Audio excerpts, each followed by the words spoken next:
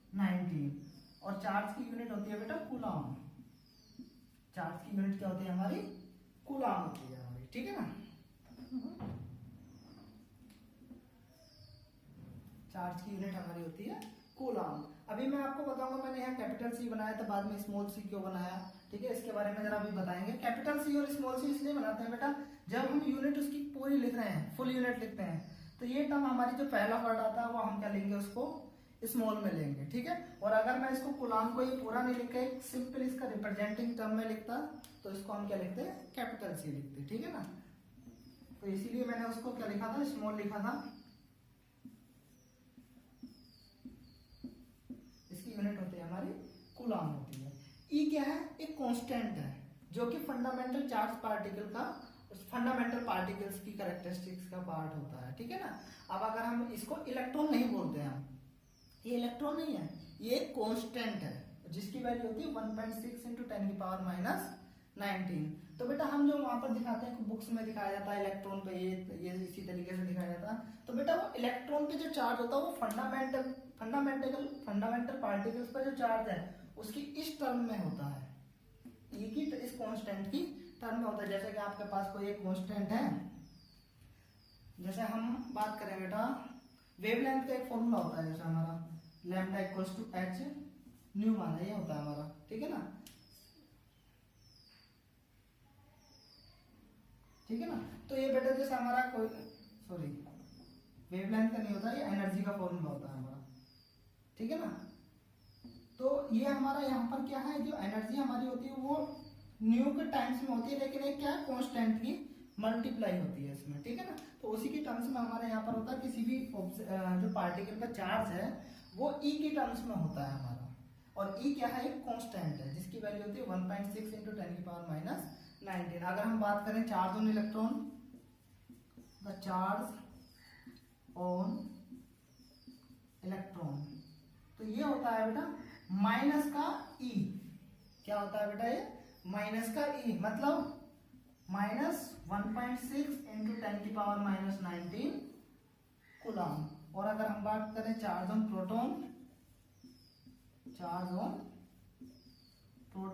तो प्रोटॉन पर चार्ज क्या होता है बेटा, ई की टर्म्स में बताया मैंने कि सब जितने भी आपके पार्टिकल्स होते हैं, जितने भी जिस पे भी ऑब्जेक्ट पर चार्ज बताएंगे वो किसकी टर्म्स में होता है, हमारा ई की टर्म्स में होता है।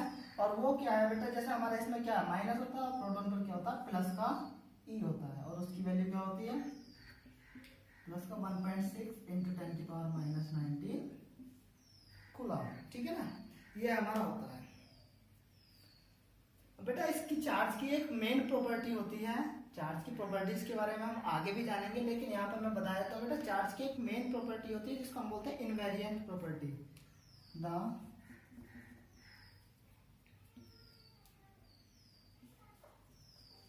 Charge is an invariant quantity. Invariant का मतलब क्या होता है, हम बात करें इनवेरिएंट, इनवेरिएंट का मतलब होता है कि मोशन करने के बाद में आपने देखा होगा कि जब हम किसी भी ऑब्जेक्ट की स्पीड के साथ अगर हम बात करें तो उसका मास चेंज हो जाता है। जैसे जैसे उसकी स्पीड वेलोसिटी चेंज होती है, जैसे जैसे उसकी वेलोसिटी चेंज होती है, तो बेटा उसका मास क्या हो जाता है, चेंज हो जाता है। किस फॉर्मूले के अनुसार, वो होता है m = m0√1 - v²/c²। तो ये मास की वेरिएंट प्रॉपर्टी है कि वेलोसिटी के साथ साथ वेलोसिटी बढ़ी तो उसका मास कम हो गया, और वेलोसिटी घटी तो उसका मास ज्यादा हो गया, ये वेरिएंट प्रॉपर्टी होती है। लेकिन चार्ज क्या है, हमारी इनवेरिएंट प्रॉपर्टी। इनवेरिएंट मतलब अगर हम उसकी वेलोसिटी को बढ़ाते हैं या घटाते हैं तो उसमें चेंज के कारण इसके चार्ज में कोई भी वैल्यू चेंज नहीं होगी। मतलब अगर कोई चार्ज हमारे पास अभी है वो 5 कूलम का है, ठीक है ना, 5 कूलम तो बहुत बड़ी क्वांटिटी है। इसके लिए हम क्या है बेटा, जो इनकी टर्म्स में वो माइक्रो कूलम या इससे छोटी टर्म्स में यूज करते हैं, ठीक है ना। माइक्रो कूलम ही ज्यादा यूज करते हैं क्योंकि ये अप्रोप्रिएट टर्म है, कूलम एक बहुत बड़ी क्वांटिटी हो जाती है, ठीक है ना। तो इसलिए ज्यादातर हम इसकी यूनिट क्या यूज करते हैं, माइक्रो कूलम यूज करते हैं।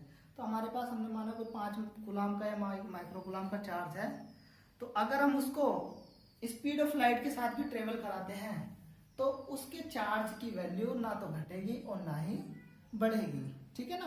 लेकिन अगर उसके मास की बात करें तो वो चेंज होता है।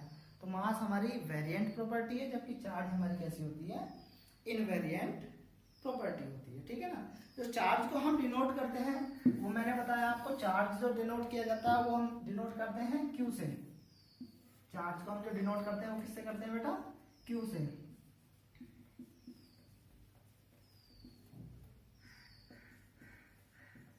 अगर किसी पार्टिकल पे मेरे को चार्ज दिखाना है तो मैं उसको किससे दिखा देता हूं, क्यू से। और अगर यही मैं सेकेंड टर्म में लिख रहा हूं,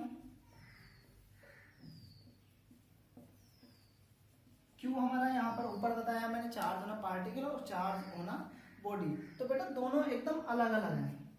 यहाँ पर किसी पार्टिकल पर टोटल चार्ज है क्यू, और यहाँ पर जो बॉडी है वो नंबर ऑफ पार्टिकल्स की हेल्प से बनी होगी, और उन सब का जो सम है वो किसके बराबर है, क्यू के बराबर है। ठीक है ना। हमारा कोई भी ऑब्जेक्ट होता है छोटे छोटे एटम से मिलकर बना होता है।